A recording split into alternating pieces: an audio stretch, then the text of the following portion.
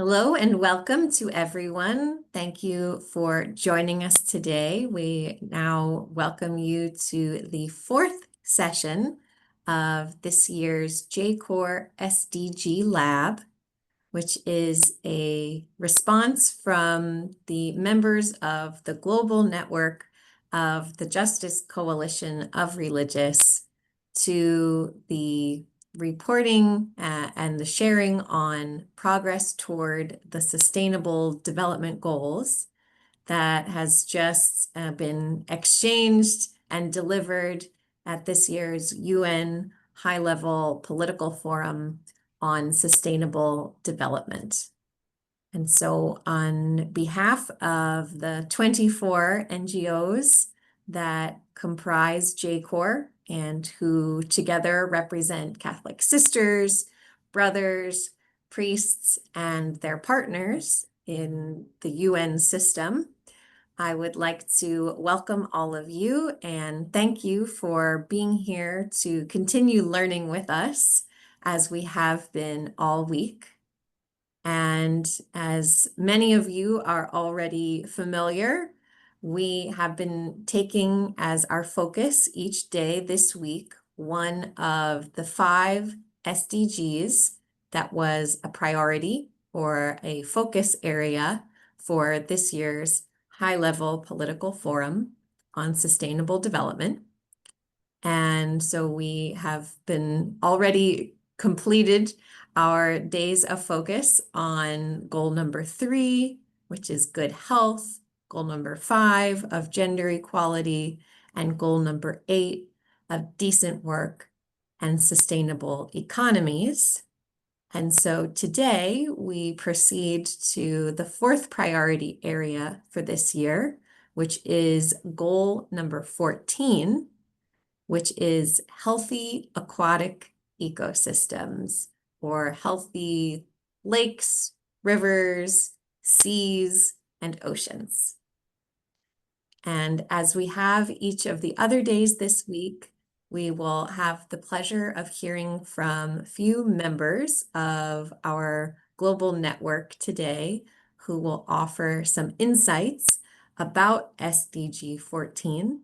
And that will include some critiques from specific countries and the ways that the goal has or has not yet been implemented in those parts of the world. And so we will begin.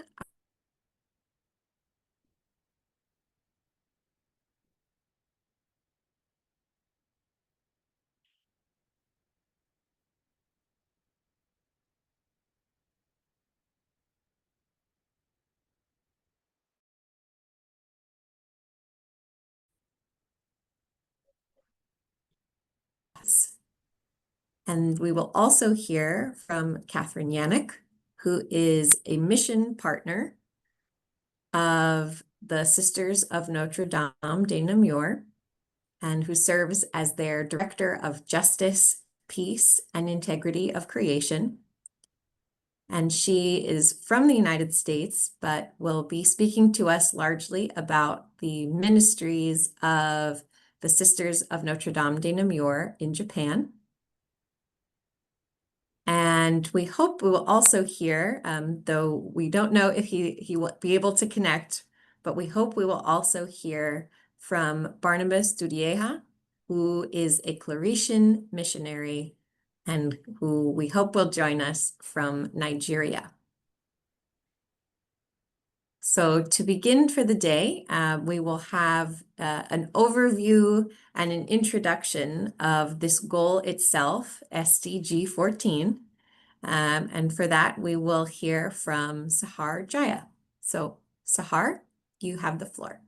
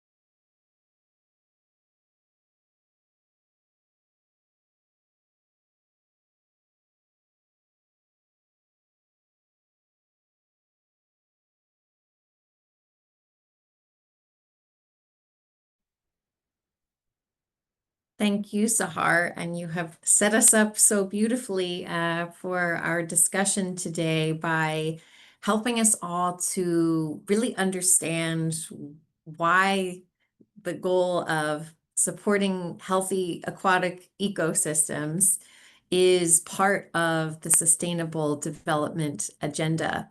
And unlike many of the other goals in the agenda, which I think people understand very easily because many of them are about the human experience entirely, and others are part of the natural world that we all encounter every day, like trees and parts of our land ecosystems.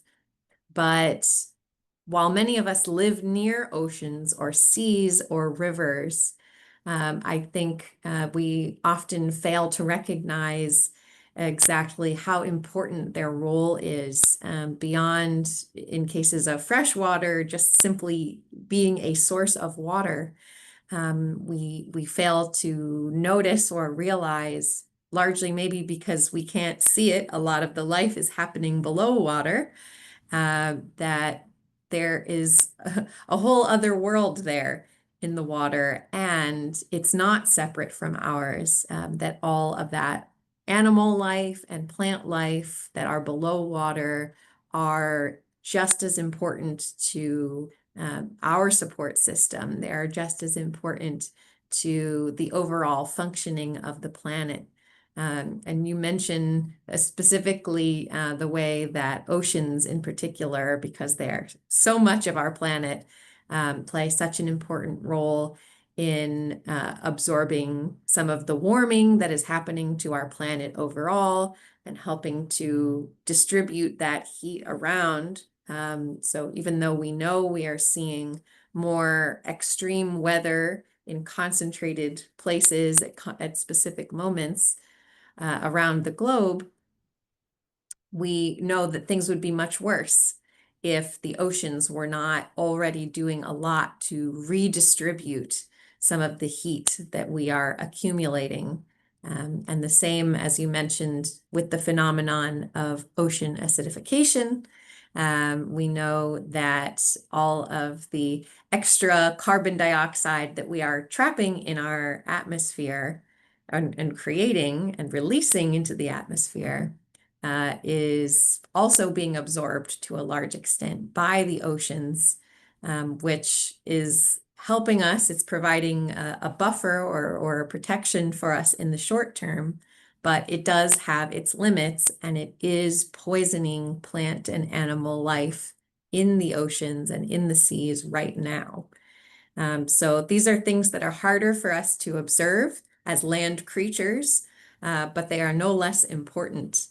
And it is just amazing the figure that you offer about the amount of plastic that goes into the ocean each year, 8 million tons. I believe I saw a figure a few years ago that at that rate, we could expect that, within our lifetimes, we would see the physical weight of plastic in the ocean would be greater than the physical weight of fish in the ocean, which is an unbelievable and staggering concept.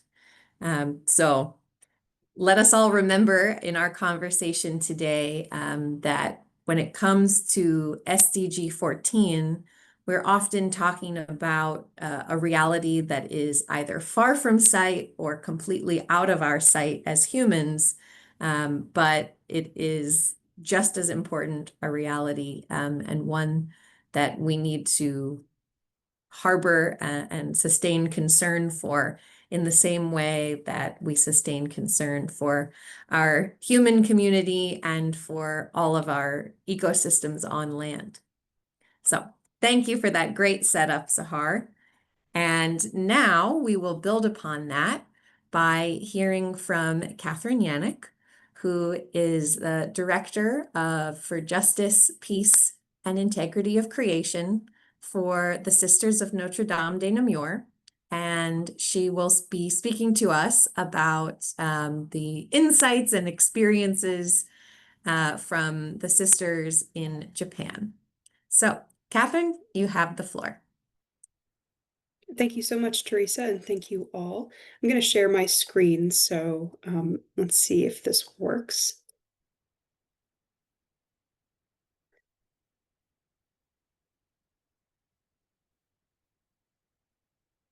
All right, can everyone see this? Yes, we do. Okay, excellent. Well, thank you all so much. I'm really thrilled to be with you all today. I'm going to focus on speaking as slowly as possible just to make sure to allow time for the interpreters.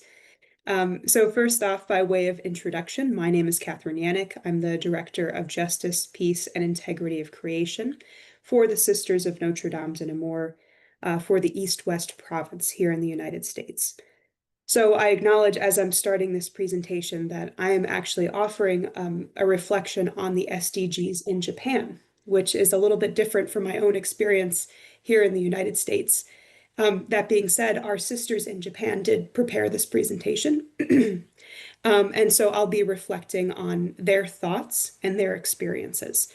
So I hope that I'm able to do that in a way that kind of demonstrates their own experiences.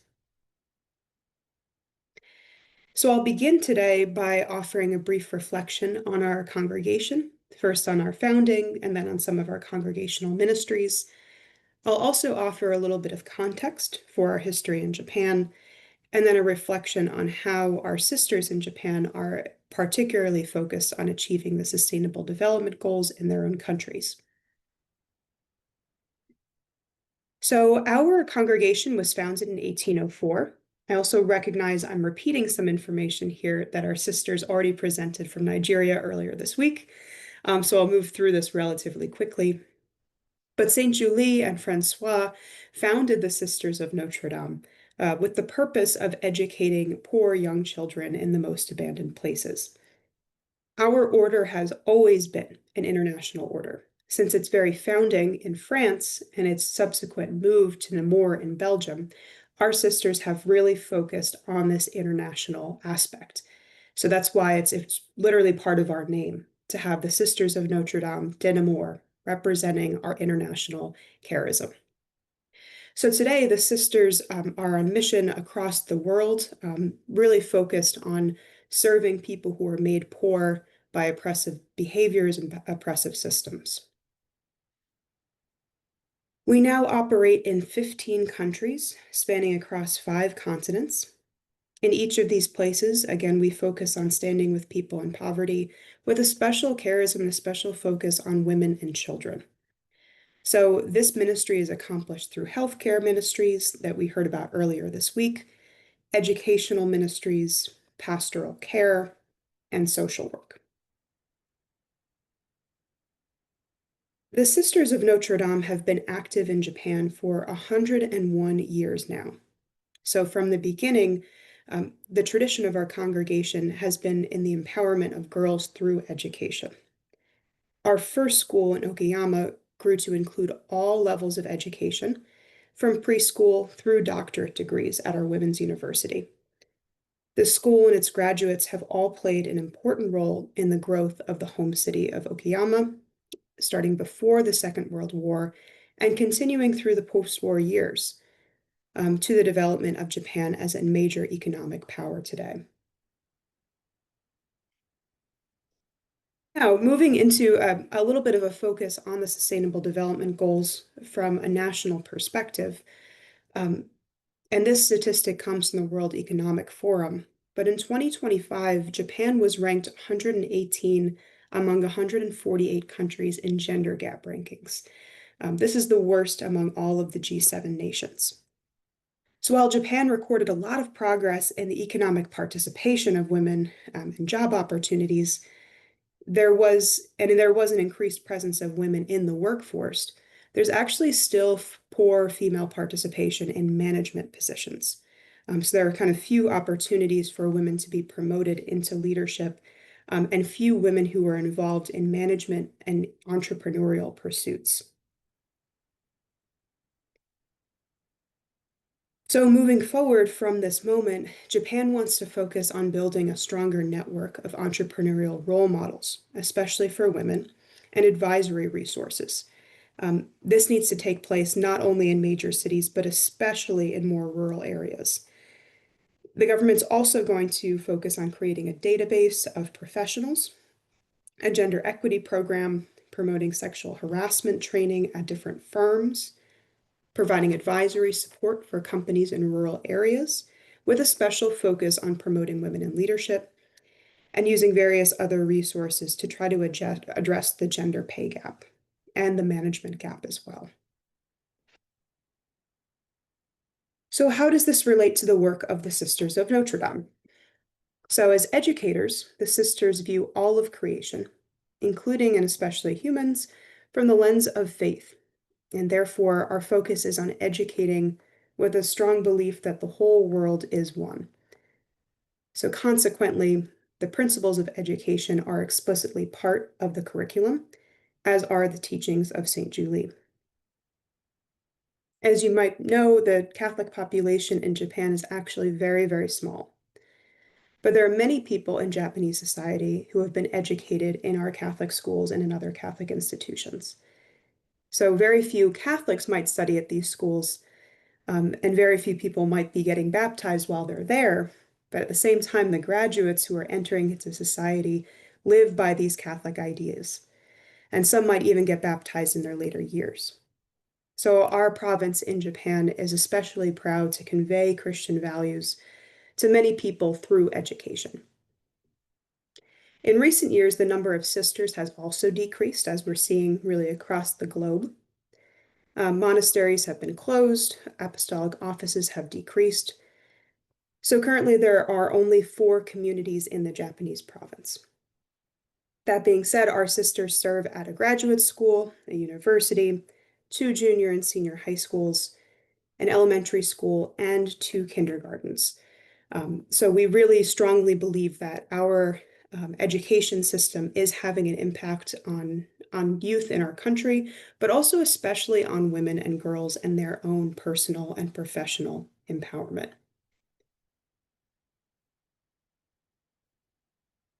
From elementary school onwards, our students are engaged in empowering others. One example is through an internal charity collection where we sponsor children in the Philippines, 2 children at a time, to support their education and nutrition. But on a more local level, there are also dedicated participants in the Ashinaga charity, and this is a fund that supports the education of underprivileged children in Japan. So we make sure that we're educating our young people on the importance of service, on the importance of the empowerment of young people. And perhaps more directly, I think we're having an influence on the role of women in society through education, and we see this exhibited through our alumni network. So I'm going to offer a couple of examples of students who have graduated from our schools, who have gone on to roles that are especially focused on female empowerment. One of those graduates is Mikiko Sato. She's a graduate of Notre Dame Seishin High School in Hiroshima, and she's the founder of M-Style Consulting Firm.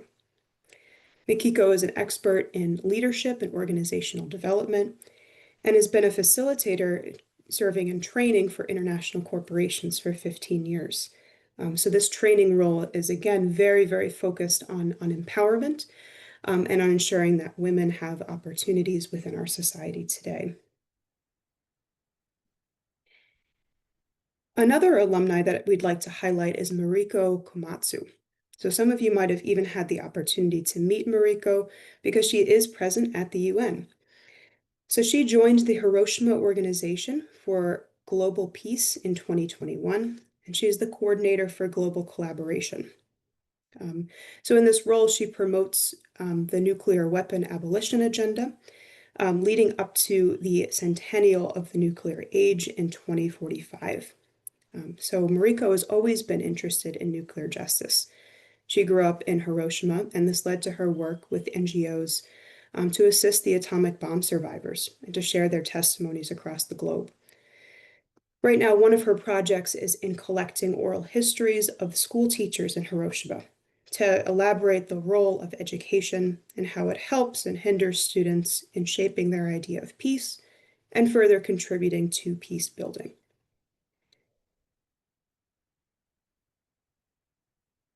I'd like to share some of Mariko's reflections on the Sustainable Development Goals in Japan. So Mariko is not only an alumni of one of our schools, but she's also an associate of the Sisters of Notre Dame. And she's attended the high-level political forum for the last few years as part of a civil society group to advocate for the SDGs.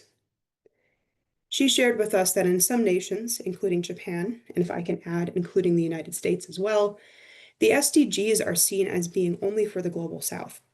However, it's essential that all countries, regardless of their GDP, regardless of their understandings of themselves, that all countries take responsibility for these goals and a shared responsibility. In Japan, Mariko shared that many people, close to 90%, are aware of the Sustainable Development Goals.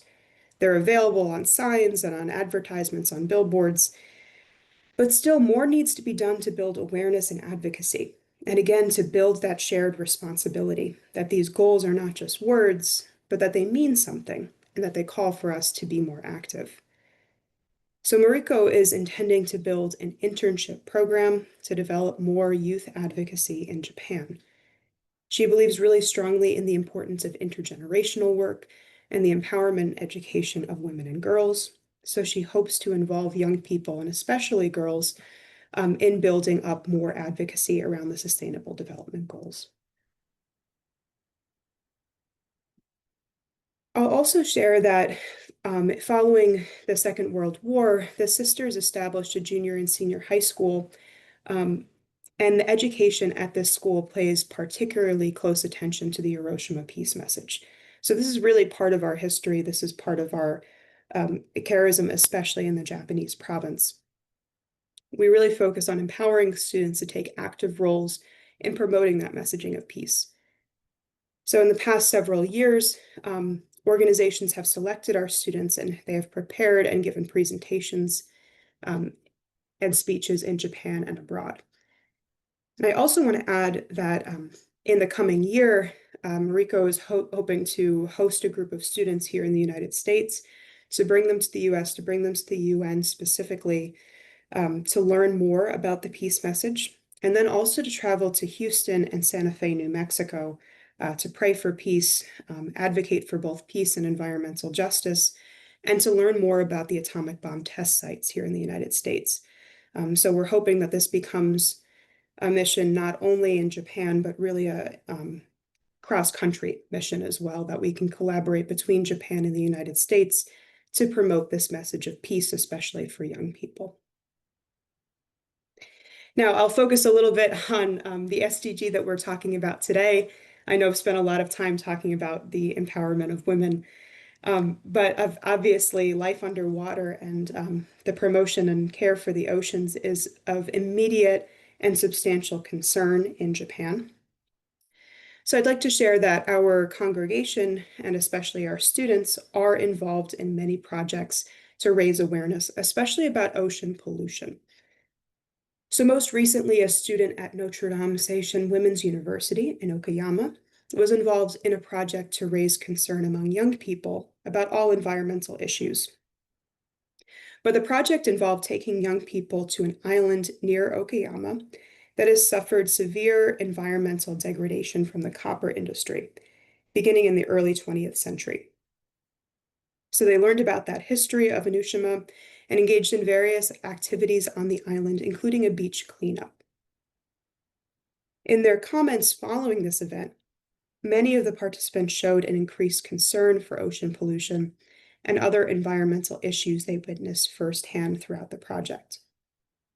I'll also share that actually this project originated with a very concerning statistic that was shared by our sisters in Japan, that only about 4% of young people consider climate change and consider ocean pollution to be serious issues within our society.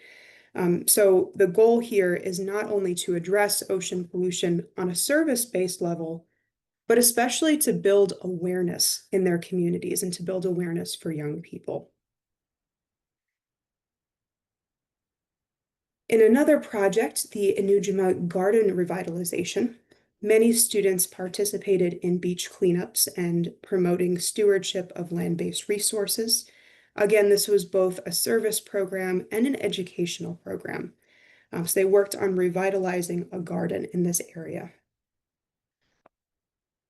Students learned about ocean pollution, human-wildlife conflict, expanding abandoned farmland, and depopulation, and the impact of an aging population on Japan's, not only their economy, but also and especially their ecology. So as the population ages, it's more essential now than ever that youth pay particular attention to these rural areas. And once again, as young people move into cities, it's more important than ever to have this focus on the care for these rural communities, and especially these islands that are directly impacted by environmental conflicts. Many students responded very favorably to these sessions. So once again, there was a very little awareness of the issues of ocean pollution and environmental justice before these programs began. But in their feedback, most students talked about ocean pollution and litter problems. They talked about their newfound care for these issues. One student remarked that they were reluctant to join at first, but now they want to join future sessions. So that's what this program is all about, slowly but steadily building up interest and building up enthusiasm for care for creation, and especially care for the oceans, especially in an island nation that is going to be and has been directly impacted by these challenges. Finally, I'd like to talk a little bit about SDG 17 and the importance of collaboration for sustainability. And I'd like to use the example of one of our sisters to highlight how the Sisters of Notre Dame de Namur are really working toward this goal of collaboration, and working toward a more holistic perspective of justice through all of these different issues. So Sister Chihaya Kiyoshima has had a passion for the environment that really was inspired by Laudato Si.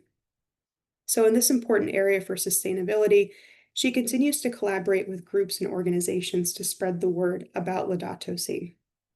She's not only an active member of her local diocesan platform, but she also engages people at her workplace. So she works at the university library, and this enables her to be very active on social media through both an Instagram account and an online newsletter.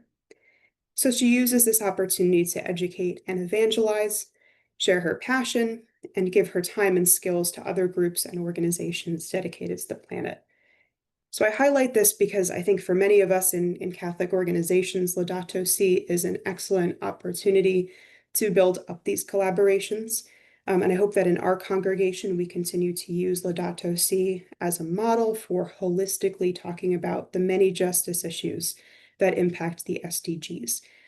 So we appreciate the work of Sister Kiyoshima and hope to use that to inspire many of our other sisters to perform similar actions, to spread the word, and to continue to be active in promoting the SDGs. So that is the end of my PowerPoint. But once again, I just really appreciate the opportunity to reflect on these sustainable development goals on behalf of our sisters in Japan and on behalf of our congregation. I really hope that in the future, our congregation is able to promote our own voluntary national reviews of the different SDGs.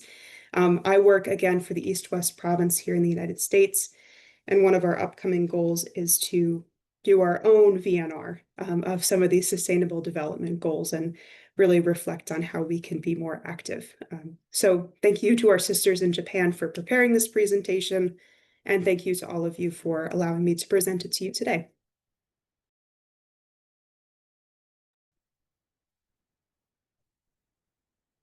Excellent. Thank you so much, Catherine. And you took us on a journey across several SDGs, but as we know, they are all very interdependent, very interconnected. And it helps us to understand, I think, regardless of what the charism of one's individual congregation may be, or what one's area of ministry may be, we can easily see how our ministries are connected, our mission as different congregations is connected. and we are all supporting each other from different sides, and can easily find motivation to support each of the sustainable development goals from the starting point or the origin, of whatever has historically been our area of focus or our area of ministry. And you have illustrated so powerfully, that, one of the most prominent ministries of the Sisters of Notre Dame de Namur in Japan is certainly that they have established a strong presence in the educational space. But from there, they prepare the soil for growth of awareness on so many different issues, so many different areas of concern, and create real opportunities for awareness and for contribution of all students who emerge from those institutions are better equipped to contribute to sustainability, to justice, to the preservation of our common home.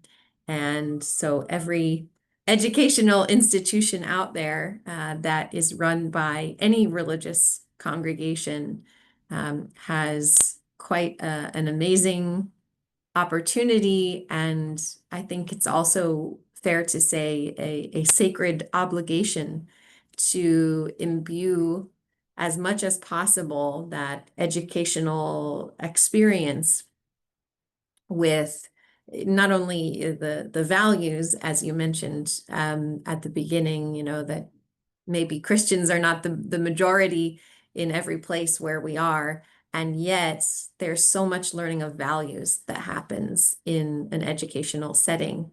And it's not only values in a spiritual sense, in, how to be kind to one another, treat each other with fairness and decency and respect, but also to think systemically about what it means to be fair, and respectful, and to allow one another to live in dignity. And in order to do all of those things, we need to learn to live in justice. We need to learn to establish right relationships in all of our structures and systems. And that is the true way of offering kindness and decency to one another. So it's such a powerful position to be in, to be leading educational institutions as the Sisters of Notre Dame de Namur are, in so many different settings in Japan. And I also want to pick up on the point you made at the end about, ways to integrate the concept, the structure of the SDGs into the congregation's ongoing activities, and especially the way that they organize around justice, peace, and integrity of creation. You present a really interesting idea. Of course, when governments meet at UN headquarters, they are presenting voluntary national reviews, giving their reports on national progress.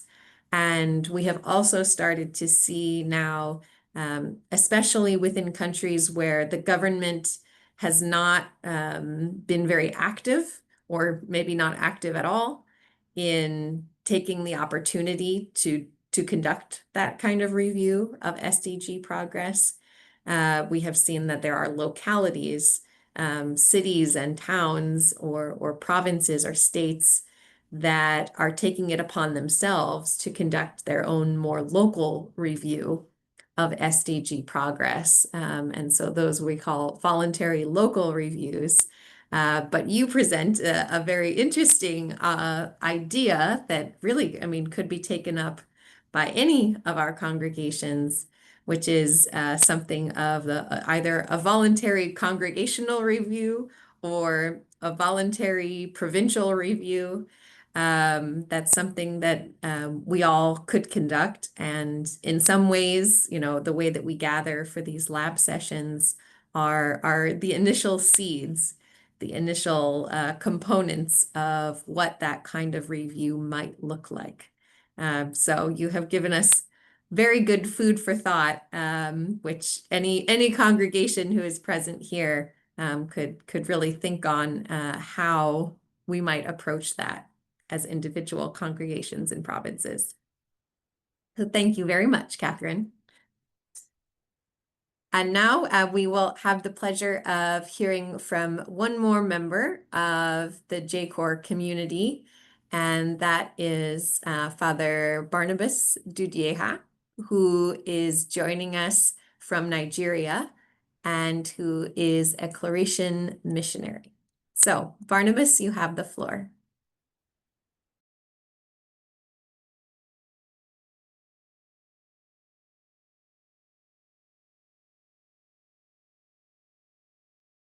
We can, but it helps when you lean in more.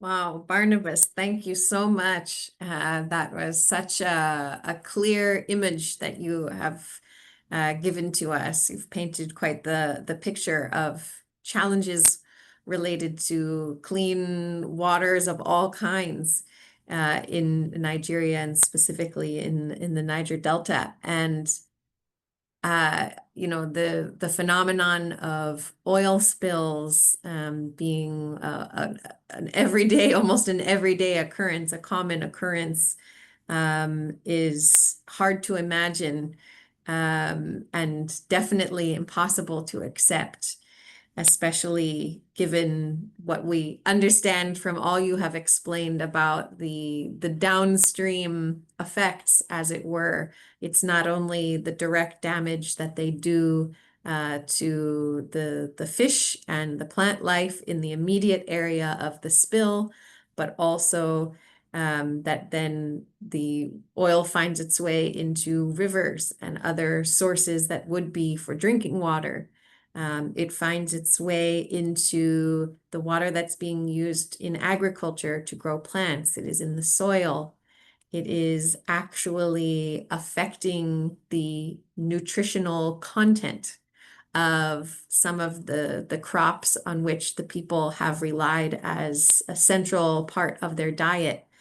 Suddenly, those are now filled with toxic chemicals or metals, and actually are less nutritious. Even the nutrition that they offered in the past is reduced. And so we see the effect that it has on human health directly due to that insufficient response and insufficient prevention of those spills. And you mentioned quite rightly that there is such an important role for community level monitoring of that kind of devastating event, because that is truly what will hold those responsible accountable for the damage that is occurring. And you mentioned, part of the accountability is through government agencies. And the other part, of course, is the corporations, the oil companies that are benefiting from exporting the oil or transporting the oil, but who often fail to completely remedy when there has been a spill or a leak or an accident, and who then say, leave the cleanup, leave the remediation to the people of the country who are really the victims of the situation, who must then contribute with tax dollars that are paid to the government in order to remedy the damage that has been done. And of course, that all of that cleanup effort should really be coming out of the profits of the company itself. So you've illustrated for us many of both the specific elements, the specific aspects of the challenges to marine life and to human life that is near seas and oceans, but also illustrated a lot of important strategies for response.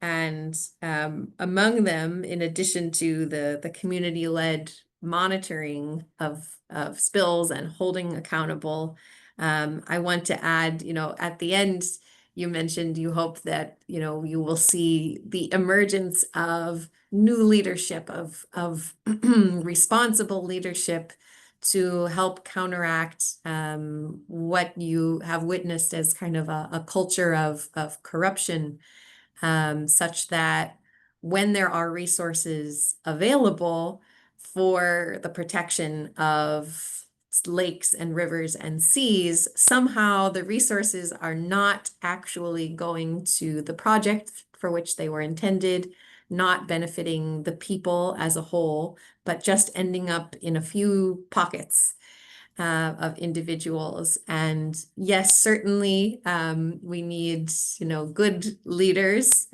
to kind of change that culture and to say that it's unacceptable for there to be a culture of bribe and corruption.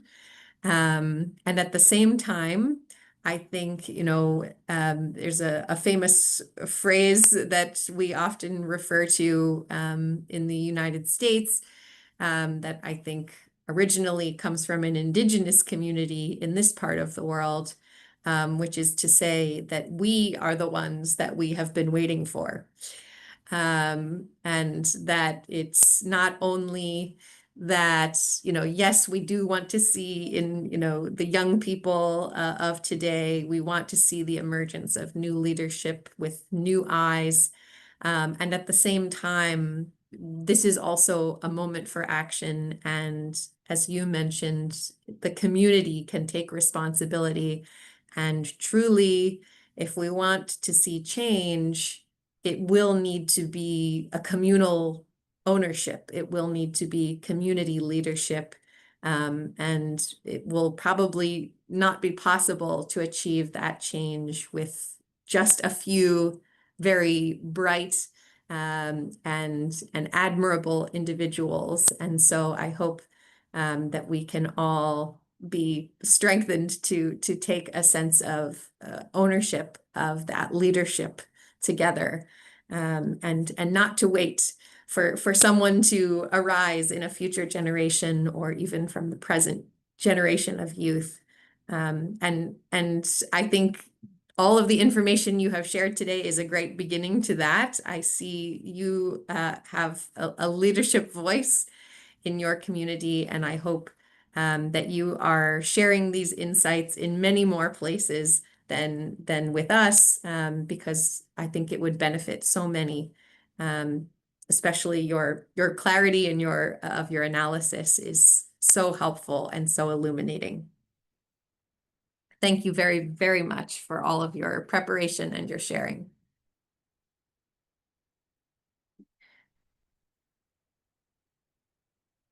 So now, friends, this is the first time in our sessions that we have had some time available after our speakers to open the floor for some interaction. And so I would like to invite anyone who is on the call, if you have a question, a comment, a response of any kind to the speakers that we have heard already today, I would welcome you to share that with the group, which you can do if you'd like to raise your hand. If you have your camera on, you can just raise your actual hand. Otherwise, you can raise your digital hand to inform me that you want to speak. You will probably see there is a raise hand button at the bottom of your screen. And if you do not see that, you can probably find it under reactions. So if you select reactions and then select raise hand, we will be able to see that you are interested to speak.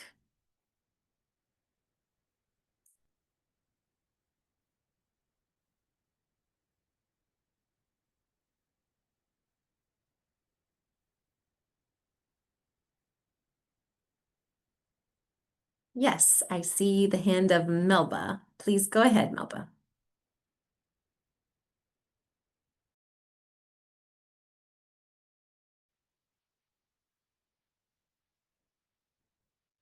I'm really impressed by the speakers and their contents today. They really added more elements of analysis to study the SDGs as a whole, and at the same time seeing the interaction among them, how when one is not supported, it has a chain reaction and affects all the others. And I just wanted to share something about Japan. I witnessed I was listening to the Japan VNR, and when Japan, sorry, someone is speaking. So when Japan presented their VNR, they talked about two great challenges. The first one was the lack of children, of births, of babies. They said that their population is aging and the birth rate is very, very low. And that was a big challenge for the country. And when the government talked about other challenges, they didn't speak about SDG 14, and they didn't express how they intended to face those challenges. So you know that every government chooses the way they present their VNR, but it is very strange that they speak about a big challenge and then they omit it throughout the whole report. And so I'm very, very thankful to the people that spoke today from the congregation of Notre Dame de Namur, and how, and I completely agree with them and with Teresa, how education is a big answer to everything. Education is key, and education generates as well new people, new women that can assume leadership and help and contribute to the answer. Because as Teresa was expressing, we cannot just wait for the government to react. Of course, civil society has a responsibility as well and a voice as well. So we need to see how to cooperate among different institutions to promote the SDGs. And the Barnabas, I think he's a missionary Claretian, a Claretian missionary. He impressed me really. It is. I was so touched by the image of people not having water. Water is something so basic, and they are drinking contaminated water, polluted water. So it is a deathly chain, and children are malnourished, and they might die because of a capitalist neoliberal system that is only worried about generating money for the very few, and that overlooks populations that are suffering. I was really impacted. The whole day today was, the whole lab was really interesting, and I'm very touched by the words of the Claretian missionary. Thank you, Melba. Very well said. And now we can hear from Anita Cheria.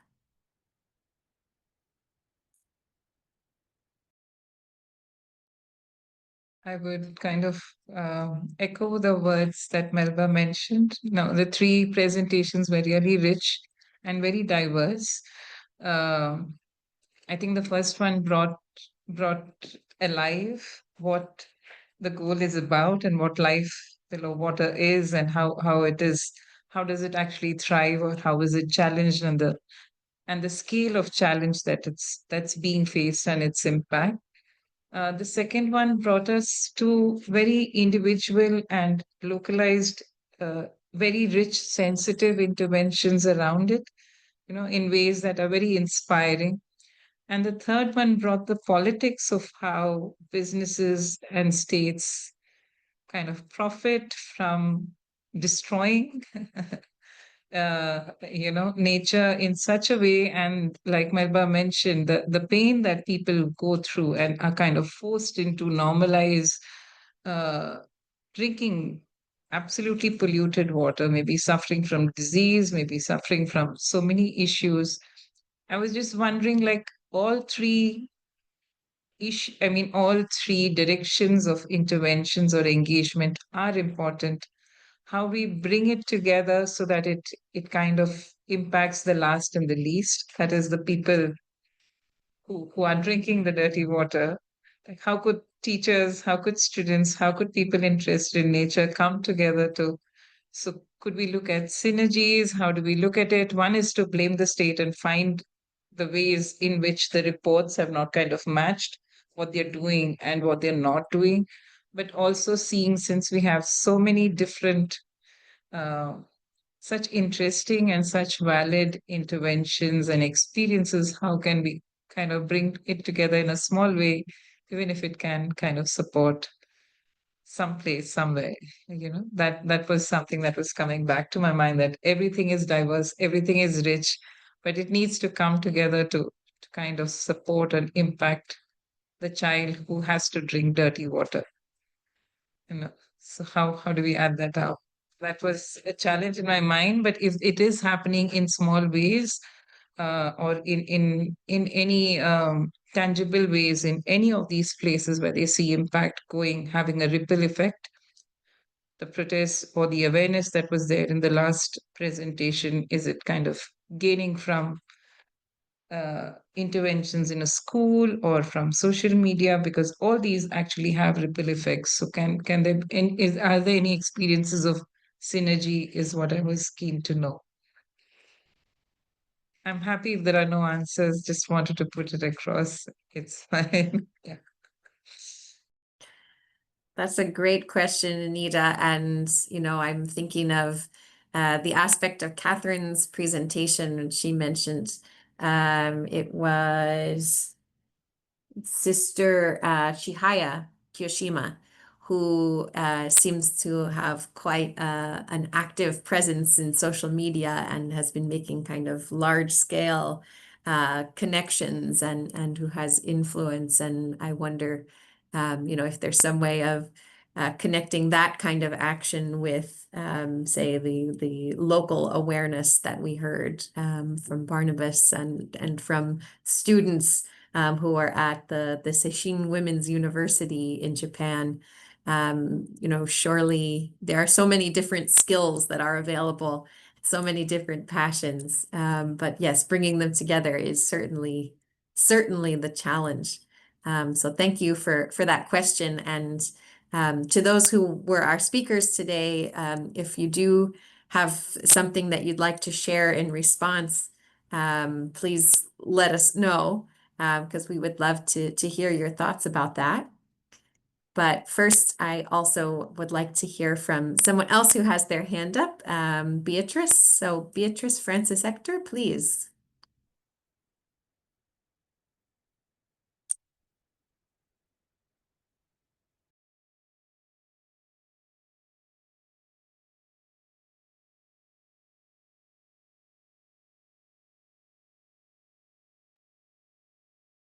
Thank you very much, and thank you for being here with us, and for being such an enthusiastic listener and learner, and sometimes commenter as well, I've seen.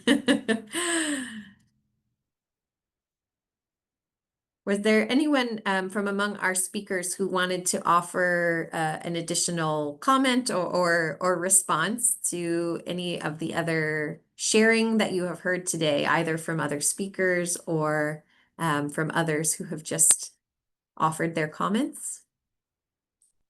Oh, yes, Norma, please go ahead, Norma.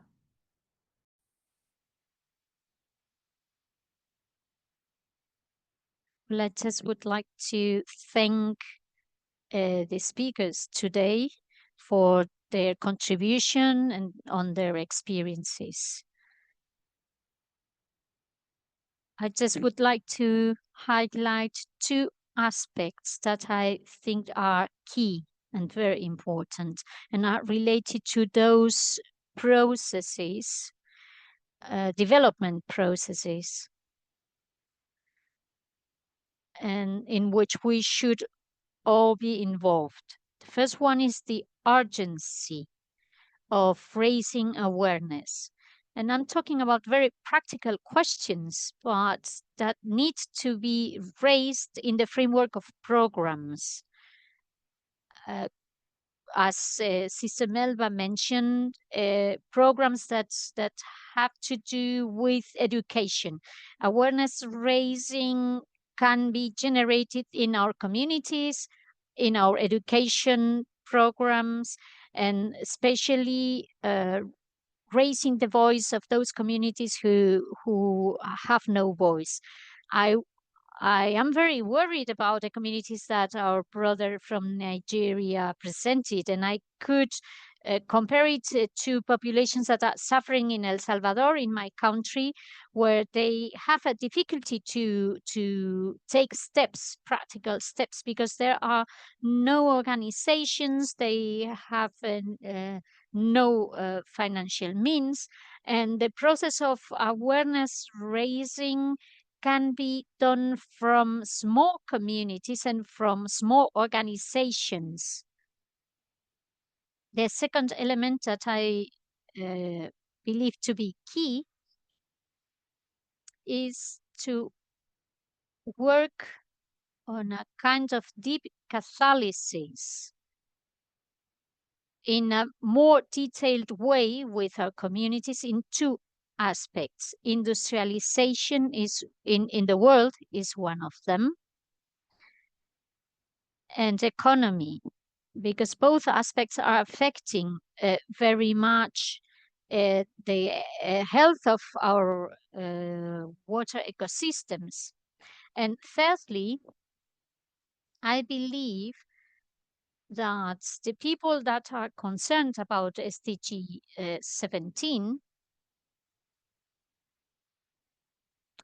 14, is to invest in research on the effects, research on the root causes, research on the substances that are polluting our waters. And I believe that there is a lot of research being done already, but I believe research needs to concentrate more on the effect on the population, not just the technical aspect of it. And this could raise or contribute to raise awareness as well. And I liked an idea that I would like to stress. We don't realize that the land and the ocean are very similar, and they cooperate, they interact. And so we need to face these very difficult challenges. And it doesn't matter if we are just 5 people or 10 people or 15 people, we need to start raising awareness. Of course, an international, a global approach could be more helpful, but we can have an impact on our local population if we start working, even if we are just 5 people. By educating children in preschool, by doing many different things. Thank you very much. Thank you. Thank you, Norma. Yes, truly, every interaction we have, and definitely every ministry in every space for ministry is a space for education and awareness raising. So if we make it so, if we think about how to integrate those important levels of consciousness and systemic consciousness, really any ministry we have can bring in these ideas and this transformative awareness raising.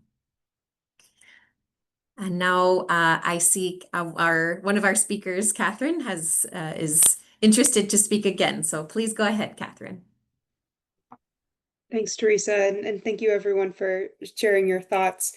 I just kind of wanted to continue on a point that has been made by some of the commenters on the importance of raising awareness through media as well. And that's been something that's been on my mind a lot lately, because I think many of us are very well equipped for ministry, and that, for me at least, doesn't necessarily translate to skills with social media. You know, I think we're trained to be very good at interacting with people face to face, at ministering to people, at caring for people, all of that. And then it can also be difficult for us both congregationally and individually to use social media as that tool to, raise awareness and speak up. And I think that's why our Catholic communications teams, both through like Global Sisters Report and similar organizations, and maybe our individual congregational communications teams are so important, that they can help us to build that awareness around these issues. I think the other challenge too, sometimes when it comes to communications, is that Catholic communications are really good at showcasing the work that we do from a public relations standpoint. But we also need to use social media both to show the work that we're doing and then also to use this as a platform to showcase challenges that people are facing and to use it to empower those individuals. And again, those are just kind of some of the challenges I see here in the United States, more specifically with Catholic communications. But I do think that media can be a really great way for us to build up that awareness, especially through social media. So, but I also appreciate everyone's comments, and this has really been a very educational week for me in just learning about other countries and other ways that countries and congregations are facing the SDGs today.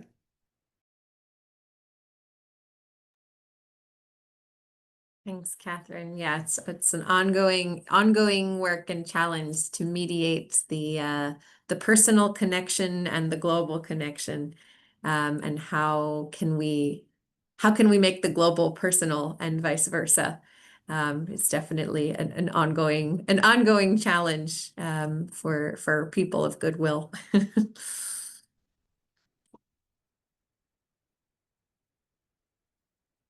There any other comments or questions or reactions that anyone wants to share?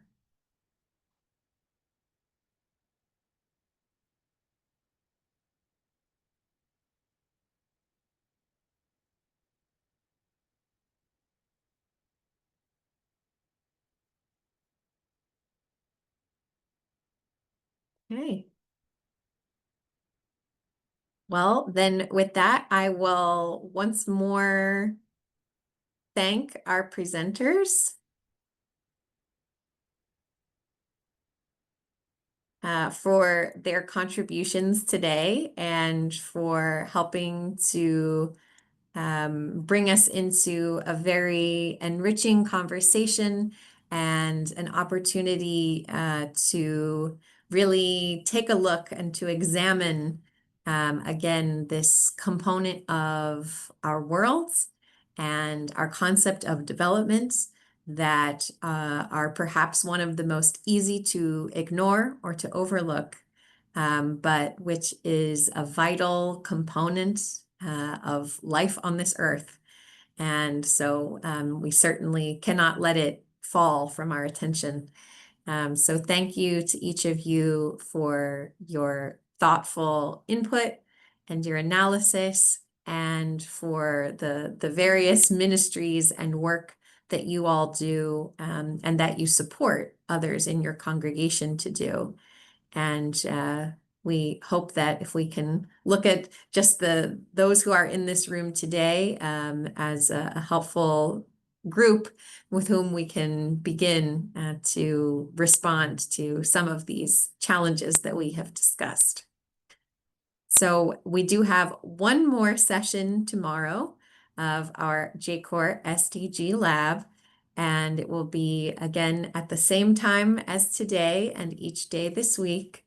And our focus for tomorrow will be goal number 17, which is partnerships that support all of the Sustainable Development Goals.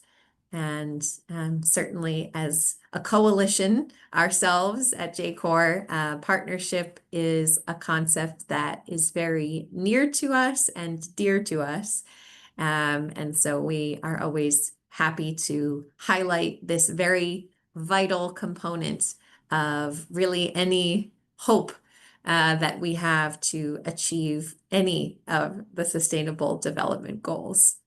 So thank you all once again for being here, and we do hope that we will see you again at the same time tomorrow for a discussion on SDG 17.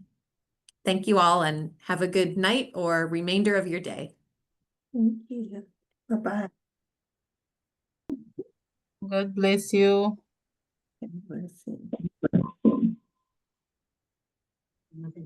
Gracias, Teresa, por la coordinación. Gracias. Saludos a todos.